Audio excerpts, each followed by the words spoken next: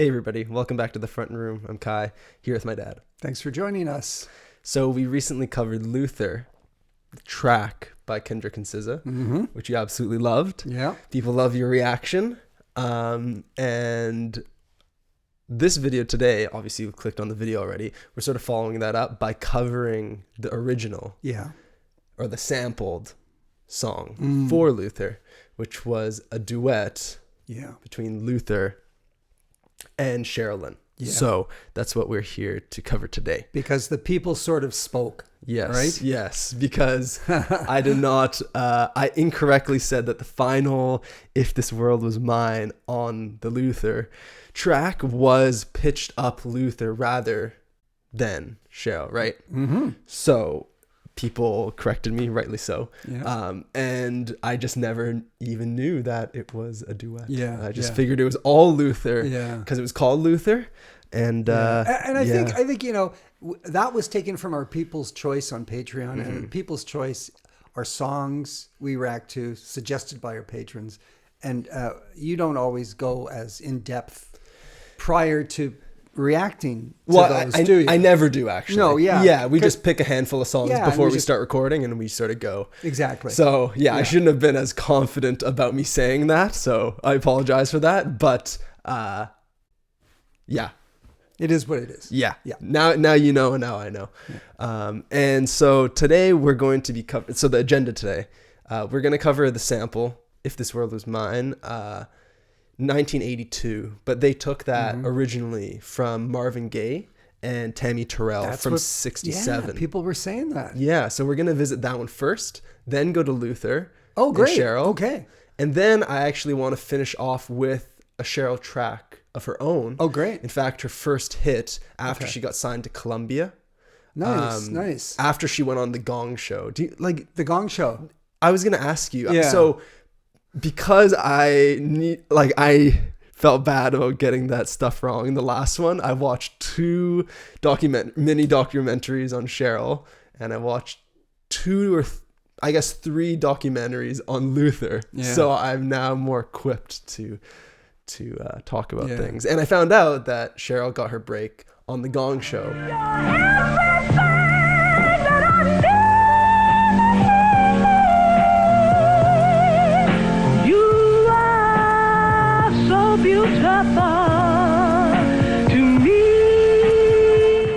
And I thought maybe you might have some more insight. Yeah, The Gong Show was it was a show I think late 70s, maybe early 80s. I never really watched it, but I think maybe when I was at university, I walked through the lounge and people had it on the TV. And I'd stop for 2 minutes. And, it was a show where they'd have talent, people doing something, often singing, or I think it could have been like an acrobat or a juggler. Anybody who felt they were talented at something. Yeah, but amateurs, right? Oh, yeah. And then they'd have a panel of judges who would watch. And if somebody just thought, okay, enough is enough, this is really not up to much, they'd hit a gong. I see. And that person would have to stop dead in their tracks, and it was over. Right. I mean, they have, that may be, I don't know if that was the first time that had been done, something like that, right? In America? Because, I mean, there's lots of like American Idol stuff now where they press like an X, right? Well, I'm sure American Idol got inspiration from that show. Yeah. The Gong Show. And then do you know the expression, it's a gong show? Have you heard that? Yeah. Yeah. If you was that before or after the show? No, that was because of the show. Oh, really? Yeah. I'm pretty sure. Yeah. If people say it was a gong show, it means it was terrible or a failure or just crazy, or I didn't know the origin came from that. Yeah, I believe so. So Cheryl went onto the show, not really being known, and she sung. I mean, she has a background of growing up in church, so that's where she developed her powerful voice. I mean, I don't really know it yet because we haven't gotten into it, but just from what was described. And so she got calls from various different places to get signed just off of the strength of her performance on that show. Wow. And then Columbia picked her up, and then she also, I think her producer and writer also got signed along with her to Columbia, and they produced the song Got to Be Real, which we'll cover at the end of the video. Okay. Sounds great. So we'll get into that. But starting off with Marvin and Tammi. Yeah, and the original from 1967 was written by Marvin, so he wrote it himself, and it was released on Motown. Actually, not Motown. It was like a subsidiary label of Motown, but nonetheless part of Motown. Yeah. Yeah, we'll get into that. Great. 1967. And one of Luther's biggest influences, alongside Dionne Warwick and Aretha, is Marvin Gaye. Oh, so those are his main influences. So I think when he did the cover, it was sort of a tribute to that. Ready to go? Yeah.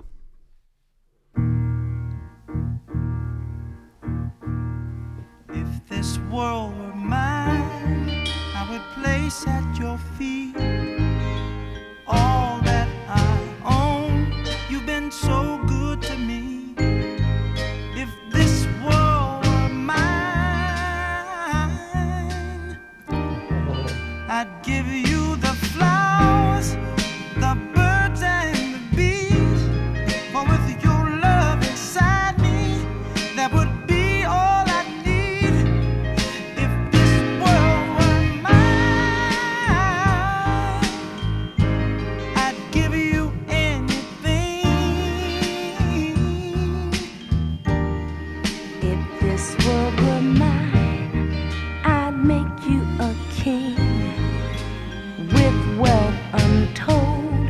You could have anything. If this world were mine, I'd give you each day so sunny and blue. If you wanted the moonlight, I'd give you that too. If this world were mine, I'd give you anything. Oh, baby, you're my consolation, and there's no hesitation. When you want me, honey, just call me. And oh, you're my inspiration. I feel so much sensation when I'm in your arms, when you squeeze me. Every sky would be blue, long as you're loving me. What a voice, huh? Yeah. Wow. Oh, with you here in my arms, life is so wonderful. I don't know if I've heard Tami Terrell before. Right. Give me plenty loving, baby. Give me plenty loving, honey. Keep on loving me. You know I need That was beautiful. That was really pretty. I love the music as the song started up. It was really delicate. Some really nice twinkly sounds, Yeah. as I like to say. Yeah. But it was beautiful. It was beautiful. It twinkly sounds and sort of the purity of the song reminds me of a Minnie Riperton or something like that. Yeah. Just gives me that uplifting feel of positivity. It did. And I think Marvin in general, from what I've heard, has a very optimistic feeling to it. There's a lot of pure spirit in his music, right? Yeah, and his voice, as soon as he opens his mouth, it's uplifting, right? Yeah. I don't know that much Marvin, right? Just 2 or 3 of his big hits. Well, you know more than that. I don't think Really? so. No. Really? Like we've I talked feel about like you've doing a shown Marvin me. album. I feel like you've shown me more songs than that. No. Heard it through the grapevine. Ain't No Mountain High Enough. That's him with, that might be Tami Terrell on, accompanying him on vocals. Ain't no mountain high enough. I think it's from the valley. It is, yeah. Is that her? Yeah, that is. Okay, so I do know her, yeah. But anyway, getting back to this track, it was beautiful. And it had that classic 1967 Motown kind of drum going on. Kind of with a lot of oomph. A little bit of meat to it, but with a nice shimmer to it. Yeah. It was really of that period. I loved it. Yeah. Yeah. And Tammi also had a very, very delicate voice, which I thought paired well with Marvin's. It did. This song, it didn't chart super high or anything like that. It sort of gained a bit of popularity or just appreciation as the time went on. This wasn't one that, you know, jumped out of the gate as a big song or anything like that. Right. But having said that, you know, if people bought this album, it could be one of those songs that wasn't hit material per se, but which people love to listen to on the album. Yes. And I sometimes feel sorry for those really good songs that don't become hits that are on albums. Yeah. Because it's hard for Billboard or the people who track popularity to know if this song is popular, because it's just listened to in somebody's home and that's it. How would you even do that at that time compared to now? You have an album, but then songs, you can see the plays and the streams. You can't go up with single songs. They couldn't. Yeah. It's like individual songs on the album. Yeah, right? They wouldn't know if they were how much people were appreciating them in the confines of their own home. Yeah, that's interesting. They wouldn't know. Yeah. Maybe until it's sort of just I don't know, played more in public and social areas. Yeah. Could be. Right? Yeah. That's how they sort of judge it, how much it's requested, how much it's played on the radio from that. I don't know. Yeah. Interesting. But so that's the song from 67. And then now we'll go to the main event, which is Luther, 82. Yeah, and this one's also produced and arranged by Luther. So he... Yeah. Oh, fantastic. Which is cool. Oh, I didn't know that Luther did that much of the time or at all, actually. Yeah. So it's Luther with Cheryl Lynn. Yeah. Okay. So I'm excited for it. Me too. This one's a bit longer. The one with... Oh, by the way, Marvin and Tammi, they have an album together in 67, which is all duet material, I believe, or at least them working together. So that's what Ain't No Mountain High Enough and this last song was from. It's all from that album. But this one is a longer, I guess, cover version of that song, almost by double the length. I feel like that's pretty typical Luther fashion, right? Yeah. If this world were mine, there you go. I would place at your feet all that I own. You've been so good to me. If this world were mine, I'd give you the flowers, the birds and the bees, and your love beside me. That would be all I need.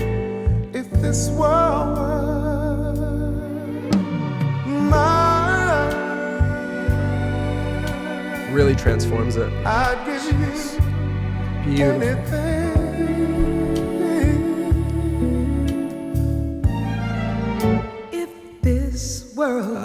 So that's what it finished on. Make you a king with wealth untold. You could have anything if this world were mine. I'd give you each day so sunny and blue. And if you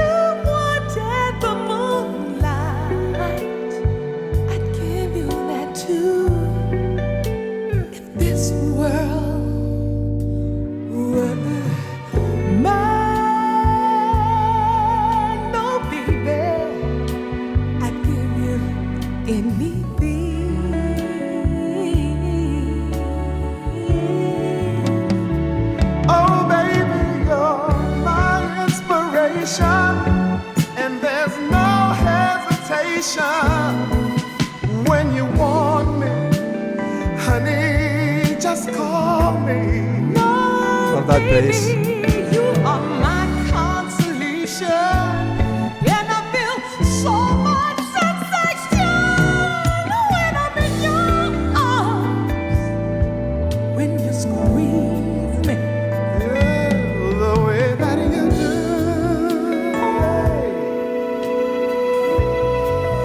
Got a few of the same sort of little sounds as the original. Yeah. On guitar and stuff. Yeah. Embellishments. Yes. The way that you do.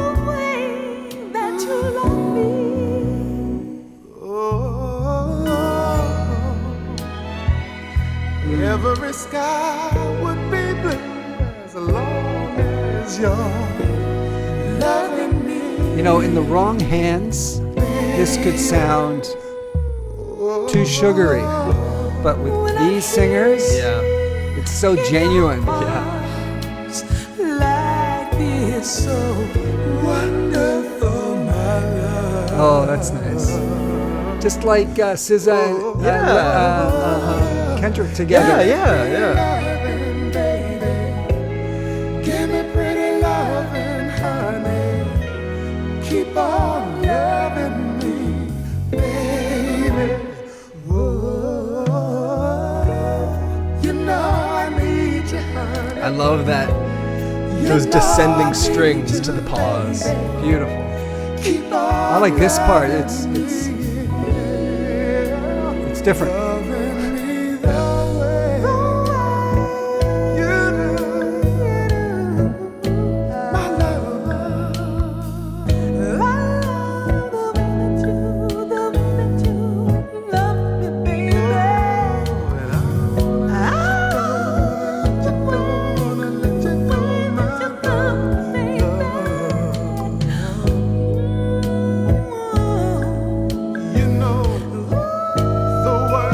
Such a nice light touch on the instrumentation. Yes.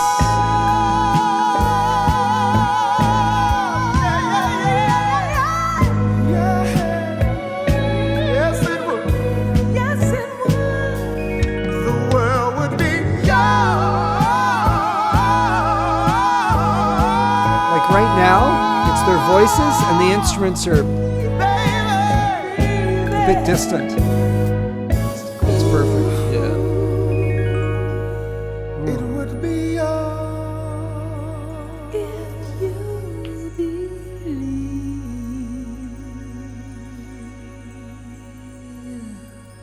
I loved Luther's change in his notes there where he said, "It would be yours." He changed went into a different key or something at the end. Right. That was so delicate and true to the original in its delicateness of the instruments. Yeah, absolutely. When you've got two great singers like Tami and Marvin and Cheryl Lynn and Luther singing, you don't want a lot of instruments. No. You know, interfering with their beautiful voices, No. right? So they're meant to be the star. I really got the same vibe from both songs, pretty much. Right. You know? Yeah. From what we know from Luther, especially from some of the stuff we've covered on People's Choice, like a house is not a home, right? And what was the other one? It's a big hit. The Closer I Get to You. The Closer I Get to, the Roberta Flack cover. Roberta Flack. Those two songs. What was I gonna say? Yeah, like knowing those, he totally Lutherified. Right? So much so, and I caught that right from the beginning, and I knew it was gonna stay within a certain range, and I was very happy that it was going to be. Yeah, because hell, you don't need a lot of instrument embellishment and overblown sounds when it comes to Luther. Yes, and we covered Never Too Much. Yes, on People's. Great track. Which is a great track, but there's a lot more going on there, there right? Is. And it's still great. Like, I mean, I'm not complaining, but I definitely do like Luther in these more tender, slow moments, like the one with you said earlier. The Closer I Get to You. Yeah. Flack, yeah. Well, it takes a truly great singer to be able to sing slow tracks. Yeah. Right? Yeah. It really does. That was fantastic. That was great. Kai, the opening with Luther, the first set of bars, the first bars there of him, the way he said those words. I know. Of love. Yeah. Got to you. Damn it. I felt it. It was so genuine. Yeah. Can you play that very beginning He again? is, just a velvet voice, right? Yeah, and he just, he's so sensitive and his timing. Oh, sorry. It's actually earlier than that.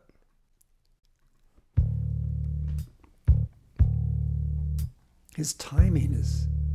If this world were mine, I would place at your feet all that I own.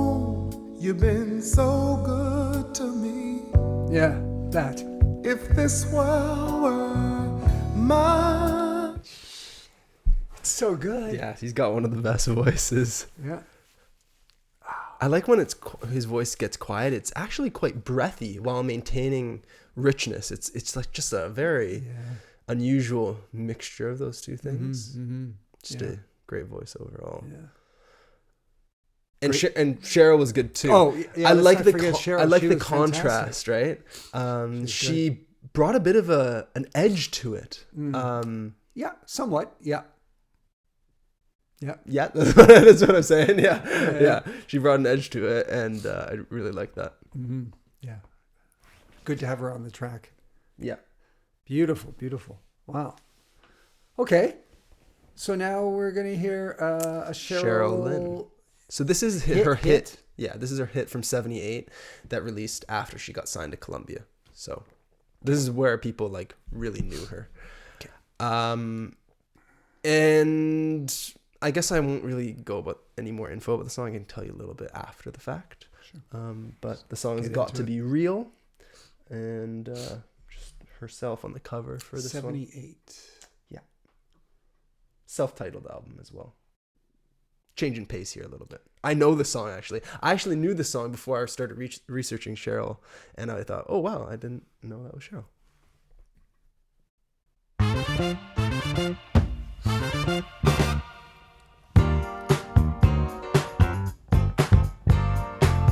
I wonder if you know it.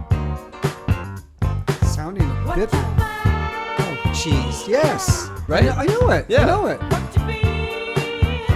I was boogie-wooging to this at the discos at university, man.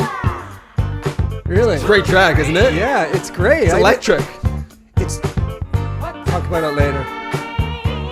Yeah. This is Cheryl. I love that disco era bass. Yes. Wow.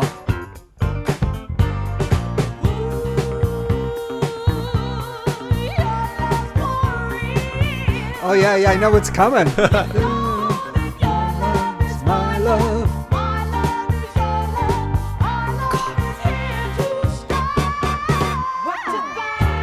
I don't think I've heard this since 1980 or really? Something. Yeah. Wow. Very nostalgic. She just kills the vocals on this. Unbelievable.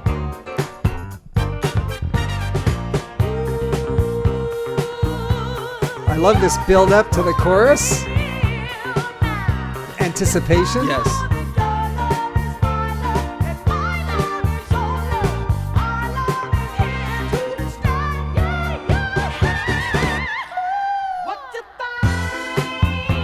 It rises in pitch. One of the best disco tracks, man. You think? Oh yeah. Oh yeah.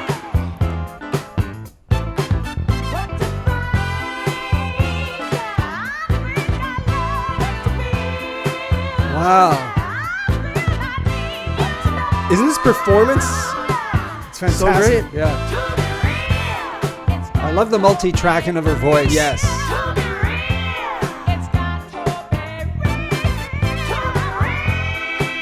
Yeah. Wow.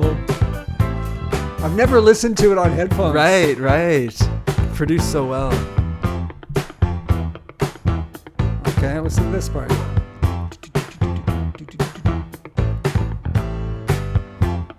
Give people a break before they go back in. Yeah. I could see this as an extended track. Yes. For the discotheque, right? Yeah. Or the club, as it's called nowadays. Mm-hmm. Yeah, nowadays. Oh, I like that piano. I think it's piano. Oh God, this is taking me back, man. I can picture the actual place where I used to dance to this. Really? Yeah. And it dances at university, right? Uh-huh. Yeah. That's funny.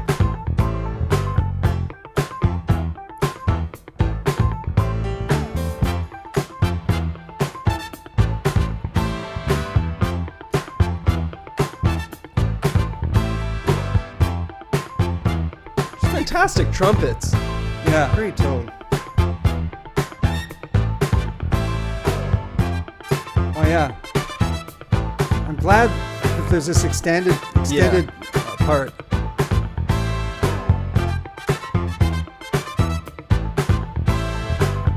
The quality of the production, the clarity is great. I know, right?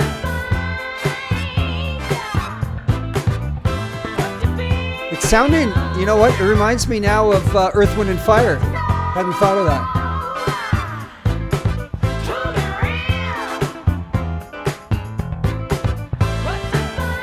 At the time, Earth Wind was signed to Columbia, I think. Oh, wow.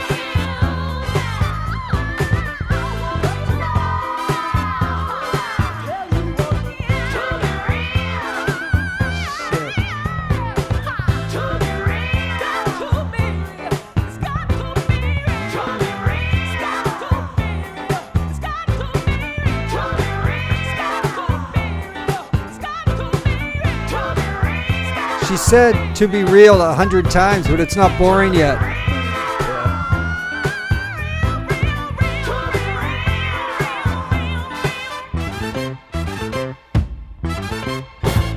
Wow, that was great. What a track. Yeah. So much fun. So much fun. Yeah. Yeah. Yeah. Not a lot to say. I mean, just listen to it, right? Yeah, yeah. Yeah, just a great track from start to finish. Yeah, and everything about it, the production, everything about it. Everything. Her voice was stellar. Yes. You know. Yes. And Cheryl, she had a pretty long career, and she was able to navigate multiple different style changes in popular music. I mean, this disco era came out during the height of it, right? In 78 would have been the height. The height. Right? And then it died out pretty shortly after that. Yep. And then she turned into, I believe, like a more like R&B-ish slower pace. Mm-hmm. You know, like Luther, that track from 82 would sort of represent that switch. Yeah.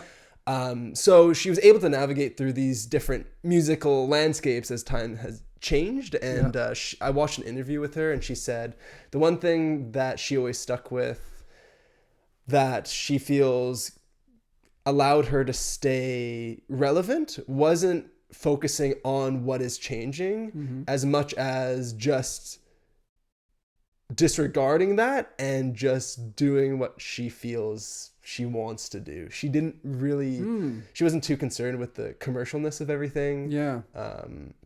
Had a vision and just followed that, which goes along with this topic of the song Got to Be Real, right? Yeah, well, that's good. Which is about loving yourself and doing things for yourself, right? And yeah.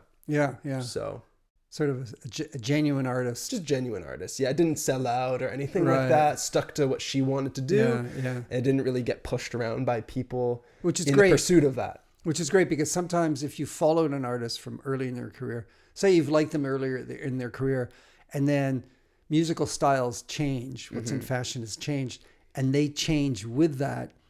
Sometimes it's like, oh man, what are they doing? They're a sellout. You know? Yeah. I felt that way about quite a few musicians over the years. Right. But it sounds like she kept some sort of core.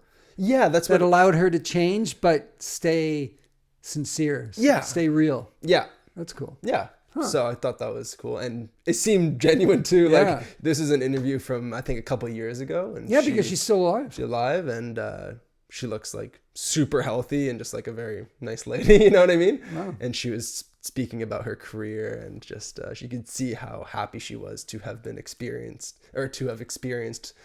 you know, life as a successful musician that people looked up to. Yeah. And then the last thing about this song, Got to Be Real, is that it actually turned into like an LGBTQ anthem. Well, I mean, that term wasn't around then, right? But for that community, it turned into an anthem for them because it was featured in a movie about, and I don't want to get this wrong. It featured in a documentary called Paris is Burning, which explored New York's Black and Latino LGBTQ ballroom culture. So that was featured in that movie.